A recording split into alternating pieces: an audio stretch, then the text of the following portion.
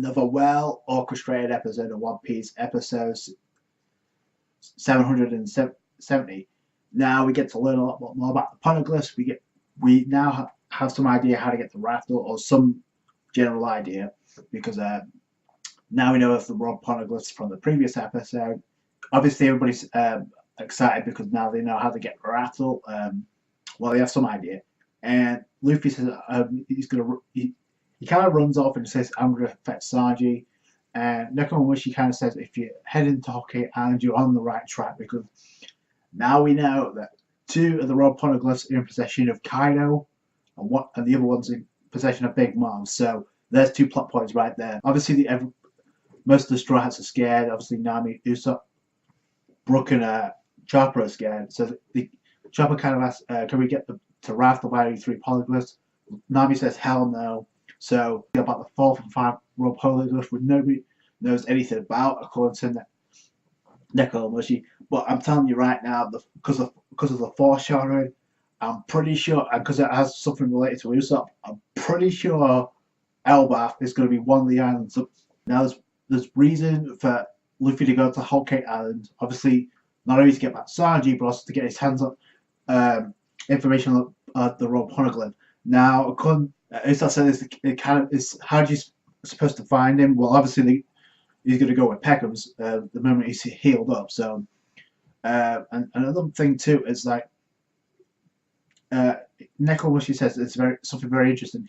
There's no way you can carry the raw Poneglyphs yourself. So what people do is actually take copies and text what's on the Poneglyphs and what's written on them as well, which may in fact be something I expect somebody Blackbeard to do by the end, and I'll go into that in a minute. But that being said, and Luffy gets obviously is super depressed look, because obviously he doesn't want to take the easy way. Luffy and Usopp are just constantly going at each other, because obviously Usopp doesn't want to get into trouble, because now they have to deal with Yonko. And Luffy he wants the best, most adventurous route possible. So whatever's the most exciting, he's going to take. So, but that being said, now we have some progression on that. We kind of get a flashback of Nico Robin of O'Hara. More importantly, we get some insights about the Kozuki clan.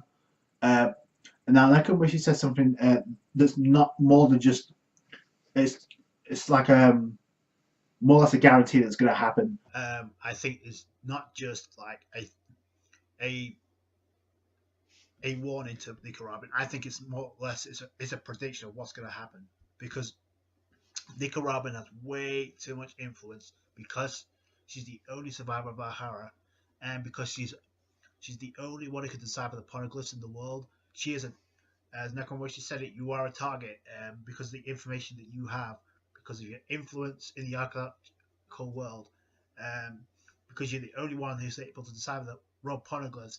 People, once they realize they need the possession of the raw Poneglyphs, they're going to come after you, which unfortunately is more than just a threat at this point. I think it's actually going to happen. I know it sucks, because obviously Nico Robin being captured again, but listen to me.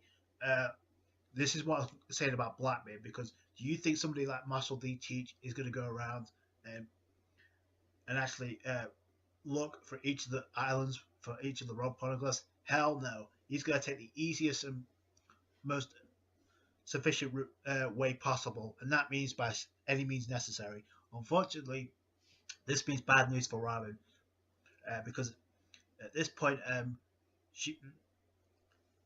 Blackbeard may do something that Usopp pointed out, and that is take a scroll and write what's written down on it. But because he can't decipher it, that's where Nico Robin comes into play. So I think it's more than just a chance of it happening. They would not have thrown that in there and would not have just said that for the hell of it. That's actually a threat to Nico Robin. There's way too much influence from Robin on the raw Poneglyphs. She's the only one that can get the Straw Hats. Her and Nami, because Nami can actually navigate the sea charts. That's what's written on the Poneglyphs. But Robin can decipher them. Without those two, like I said, Luffy would not be able to become king of the pirates. So, again, that's a total threat. That now it's foreshadowing. But it doesn't even matter because Robin's faith in the crew is something else because she's thinking about what happened on Eni's lobby, and it's a good example of that. So, and obviously said, I don't mind because I have friends that are strong, so, who will protect me. Each of the straws, and Luffy kind of blushes. Acts kind of like Chopper, and then Frankie says, "Oh, I'll do anything to protect you." Fuck that shit. I hate it, even though I know it's gonna happen. But fuck it. We get to see Jack. Now we know this is a flashback because it's obviously trying to get back Doflamingo from Sengoku Fujitora again. This was not in the manga, so this is kind of like a shock to me when we got the preview. So this is kind of cool, even though they kind of shot. So Jack brings a couple of he shoots a couple of cannons over Sengoku, Suru, and Fujitora's ships. We didn't get to see him take down 2 ships. We know he did, but we didn't get to see it because, well, first off, Fujitora uses his gravity to like stop the cannonball, and then you just see this badass panels of Fujitora, Sengoku, and Suru. So as soon as I saw that, I'm like, yeah, no doubt about it, Jack's fucked. So again, we see he was having the dream. That's pretty much what the flashback was. He wakes up and then he said he gets told Sheephead Sama is here. So that's the dude who got taken out by Sanji. So again, I'm telling you right now, they're heading back to Zou. Again, we learn a lot more about the Kozuki clan of the Wano Kuni. We know that with the stonemasons for the Poneglyphs. Now, this is, and we learn more about Lord Oden and his connection with Gol D. Raja. And obviously, this shocks everybody because not only was he did he know Gol D. Raja, but he was also he was on the ship and traveled to Raftel, as it was emphasized by the end of this episode. And because of that, because of the information he had about the One Piece, he knows about the Raftel. So obviously, that's the reason why he got executed by Kaido, who is confirmed to be on Wano. Again, it's totally because it's tyranny. Because he killed Momonosuke's dad. Look out, the samurai are tearing up, and even Nekomamushi. So now it's personal for Luffy to go up against Kaido. That's a fact. It's got, not only to avenge Momonosuke's dad, but he has to go there to get the information on the Rock Poneglyph. So, or this confirms the fact we're getting a separation. Again, I know it sucks, but how do you cover 2 plot points in one go? I think there's going to be a separation by the end of this arc. In fact, speaking of arcs, the reveals we got in this arc, son, oh my gosh, the information overload when it comes to Zou. People are going to look back to these past 2 episodes and like, oh, this was the clue where we got the hints about Raftel. Cool. So, and actually, Zoro asks a question as well. I know it's tough for you to answer, but what happened? Why did Lord Oden? Because he does point out the fact that even the samurai were kind of kidnapped and targeted from the get-go.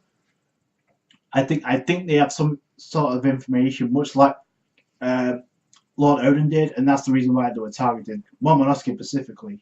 So that adds the fact of why Doflamingo was so interested in Momo in the first place. It's because obviously the influence he had, and now we know he was the son of the former shogun, and we know the shogun and Kaido are working together. So that makes sense. It's tyranny. So it's not going to happen for a while, but it is going to happen sooner or later. Luffy versus Kaido. Again, a crew separation is imminent. I can already see it. But let me know your thoughts down below. That's it from me. Thank you guys so much for watching. Again, happy holidays and Merry Christmas to everybody. Comment, rate, subscribe. Catch you guys later. Bye.